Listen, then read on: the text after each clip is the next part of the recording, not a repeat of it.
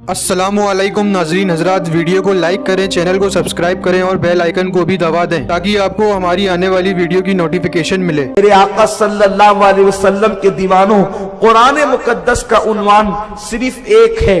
दुनिया के अंदर बहुत सी किताबें लिखी गई और लिखी जाती रहेगी, लेकिन कुरान जैसी किताब न दुनिया में इससे पहले आई और न इसके बाद आ सकती है। कुरान नाजिल हुआ है मुहम्मदुर रसूलुल्लाह खातिमुन नबिय्यीन सल्लल्लाहु अलैहि वसल्लम पर, और अब कुरान जैसी किताब का तसव्वुर नहीं किया जा सकता।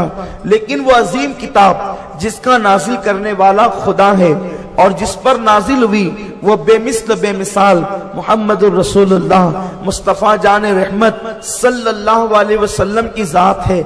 आप मुझे बताएं कि नाजिल करने वाले से बेहतर कोई जात नहीं, जिस पर नाजिल हुई उससे बेहतर किसी की जात नहीं, और जो किताब नाजिल हुई उससे बेहतर कोई किताब नहीं। नाजिल करने वाले की शान ये है, लम यलिद वलम यूलद, ना उसके कोई माँ बाप है न उसकी कोई औलाद है। उसकी शान ये है वो कुन कहकर कायनात को वजूद अता करता है। नाजिल करने वाले की शान ये है, उसने कुन कहा तो आसमान पैदा हो गए, उसने कुन कहा तो जमीन पैदा हो गई, उसने कुन कहा तो सितारों की अंजुमन सज गई, उसने कुन कहा तो इतना बड़ा सूरज पैदा किया, उसने कुन कहा तो चमकता हुआ चांद पैदा किया, उसने कुन कहा तो दरख्तों को पैदा किया, उसने कुन कहा तो जमीन पर सब्जे की चादर बिछा दी। हाँ, वही तो है जिसने कुरान नाजिल किया।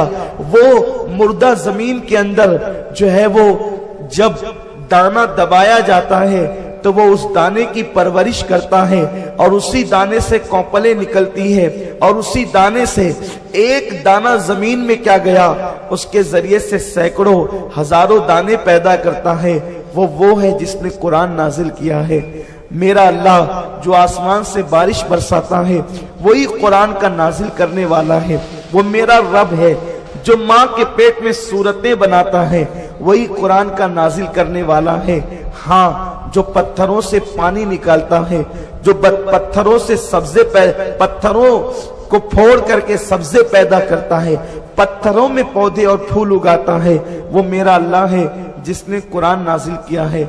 ऐसी शान वाला है कुरान नाजिल करने वाला, और जिस पर कुरान नाजिल हुआ वो ऐसा बेमिसाल है कि कुरान नाजिल करने वाले खुदा ने दरख्त तो पैदा किए और दरख्त जमीन से उगाए, और जिस पर नाजिल किया वो इतना बेमिसाल है कि वो इशारा करता है तो दरख्त चल करके उस रसूल के पास आ जाते हैं। वो इतना बेमिसाल रसूल है। नाजिल करने वाला खुदा चांद बनाता है और जिस पर नाजिल किया वो इतना बेमिसाल है कि वो इशारे करके चांद को दो टुकड़े कर देता है, इशारा करके चांद जोड़ भी देता है। नाजिल करने वाला खुदा सूरज बनाता है और जिस पर नाजिल हुआ वो इतना बेमिसाल है कि इशारा करके सूरज को पलटा लिया करता है। अल्लाहु अकबर। जिसने नाजिल किया वो भी बेमिसाल, जिस पे नाजिल हुआ वो भी बेमिसाल, और जो किताब नाजिल हुई वो भी बेमिसाल, लेकिन उस कुरान का उन्वान है इंसान। कुरान का सिर्फ एक ही उन्वान है जिसे इंसान कहते हैं। कुरान ने इंसानियत की दावत दी, सबसे पहले इंसानियत की, इसलिए कि इंसान के बारे में किसी ने कहा कि इंसान बंदर से पैदा होने वाला एक अजूबा है। किसी ने कहा इंसान पहले बंदर था, फिर तरक्की करते करते वह इंसान हो गया। हम कहते हैं अगर इंसान बंदर से इंसान बना है तो आज इंसान से कुछ और क्यों नहीं बन जाता? जब तरक्की करके इंसान बंदर से इंसान बना, तब तरक्की करके इंसान कुछ और नहीं बन जाता? इसकी शक्ल क्यों नहीं बदलती? हजारों साल से इंसान तो आखिर जी रहा है, फिर ये क्या बात है? तो लोग इंसान की तौहीन करते रहे, खुद इंसान होकर इंसानियत पर सवालिया निशान खड़ा करते रहे, लेकिन कुरान अल्लाह की वो किताब है जिसने इंसान की असल शबीह को, असल तस्वीर को यूं पेश किया कि मेरा अल्लाह फरमाता है वत्तीन व जैतून व तूर सीनीन व हाजल बलदिल अमीन। अल्लाह ने चार कस्में उठाई। कितनी कस्में? 4 कस्में। पहली बात, वो बगैर कसम के कोई बात कहे تو بھی اس کی بات ماننا ہمارے لیے ضروری ہے، کیونکہ کہنے والا خدا ہے، رب ہے، اور اگر وہ ایک ہی قسم اٹھا کر بات کہے تو بھی بات بڑی وزنی اور قیمتی ہو جاتی ہے۔ لیکن میرا رب، میرا اللہ جب انسان کی شان بیان کرتا ہے تو ایک نہیں بلکہ چار چار قسمیں اٹھاتا ہے، اور وہ چار قسمیں بھی کون کون سی؟ والتین، اے ابراہیم تیرے شہر کی قسم، والتین اے میرے پیغمبر ابراہیم تیرے شہر کی قسم، والزیتون، والزیتون اے عیسیٰ تیرے شہر کی قسم، وطور سینین اے موسیٰ تیرے شہر کی قسم، اور اس پہاڑ کی قسم جس پر تجھ سے اللہ نے کلام فرمایا، وَهَذَا الْبَلَدِ الْأَمِينِ یا محمد، اے محمد مصطفیٰ میرے محبوب تیرے شہر کی قسم۔ چار چار نبیوں کے شہر کی قسم یاد کی، وَالتِّينِ وَالزَّيْتُونِ وَطُورِ سِينِينَ وَهَذَا الْبَلَدِ الْأَمِينِ۔ آپ سوچیں گے کہ والتین سے شہر ابراہیم کی قسم کیسے یاد کی جا رہی ہے، والزیتون سے شہر عیسیٰ کی قسم کیسے یاد کی جا رہی ہے؟ یہاں تو تین اور زیتون کی بات کی گئی ہے، انجیر اور زیتون کی بات کی گئی ہے۔ ہم کہیں گے دیکھو کچھ شہر ایسے ہوتے ہیں کہ اگر اس کا نام نہ لیا جائے تو وہ کسی علامت سے مشہور ہوتے ہیں، کسی علامتی نشان سے۔ جیسے اگر یہ کہا جائے کہ تاج محل، جیسے تاج محل کہیں گے تو تاج محل کہنے کے بعد آگرہ کا نام لینے کی ضرورت نہیں ہوگی۔ تاج محل کہا فوراً آگرہ کا نام ذہن میں آ گیا، کیونکہ گویا کہ آگرہ کی آبرو ہے تاج محل، آگرہ مشہور ہے تاج محل سے، ورنہ آگرے کی اہمیت کیا ہے؟ تو جیسے تاج محل کہا آگرہ کا نام ذہن کے اندر ابھر آیا، کیونکہ آبرو آگرہ کا نام ہے تاج محل، نشان آگرہ کا نام ہے تاج محل، آگرہ کی پہچان کا نام ہے تاج محل۔ تو جہاں تاج محل ہوگا وہاں آگرہ خود ہی آ جائے گا، خود بخود آگرہ کا تعارف آ جائے گا۔ اسی طرح سے بمبئی کی کچھ چیزیں مشہور ہیں، اس کا نام لے لیا جاتا ہے تو فوری طور پر بمبئی کا نام آتا ہے۔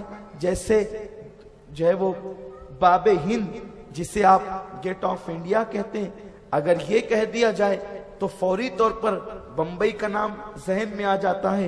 اس طرح کی بہت ساری چیزیں بمبئی کے حوالے سے مشہور ہے۔ اسی طرح سے اور بھی شہروں کی بات ہے۔ یاد رکھیں ابراہیم علیہ السلام جس علاقے میں پیدا ہوئے اس علاقے کے اندر انجیر پیدا ہوتی تھی اور وہاں کی انجیر بڑی مشہور ہے۔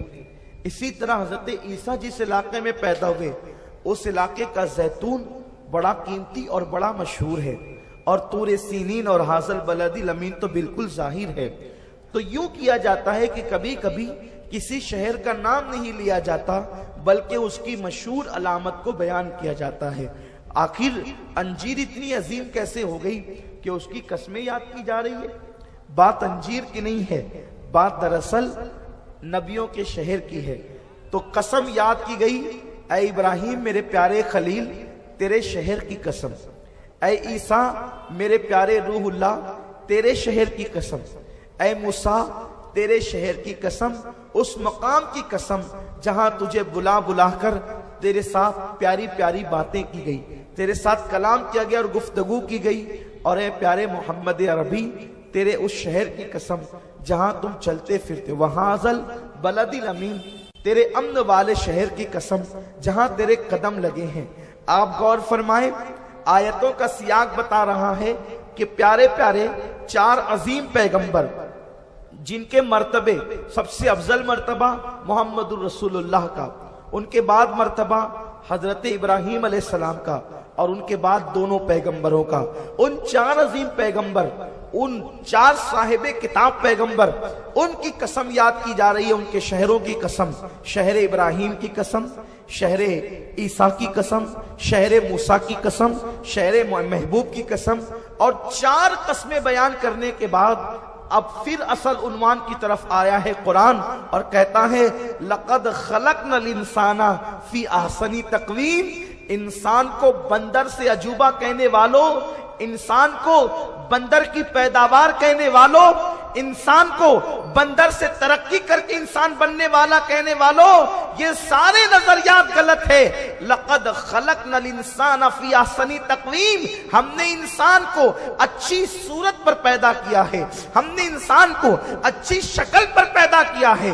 ہاں انسان اتنا محترم ہے کہ جب سورج بنایا تو کن کہہ کر، جب چاند بنایا کن کہہ کر، ستارے بنائے کن کہہ کر، سیارے بنائے کن کہہ کر، زمین بنائی کن کہہ کر، فرشتے بنائے کن کہہ کر، ساری مخلوق، عرش بنایا کن کہہ کر، فرش بنایا کن کہہ کر، تحت الثری بنائے کن کہہ کر، سمندروں کی طغیانی کن کہہ کر، دریاؤں کی روانی کن کہہ کر، پھولوں کا تبسم کن کہہ کر، راتوں کی تاریکی کن کہہ کر، صبح کا سویرا کن کہہ کر، اللہ اکبر، درختوں کو بنایا کن کہہ کر، پتوں کو بنایا کن کہہ کر، پتوں کو اگایا کن کہہ کر، اور پھر جو ہے وہ زمین کے اندر جو دانے بوئے گئے تھے ان سے پودے نکالے کن کہہ کر، ساری مخلوق کو، یہ بڑے بڑے پہاڑ جو نظر آتے ہیں ان کو کن کہہ کر کے پیدا کیا ہے، سب کن کہہ کر بنایا۔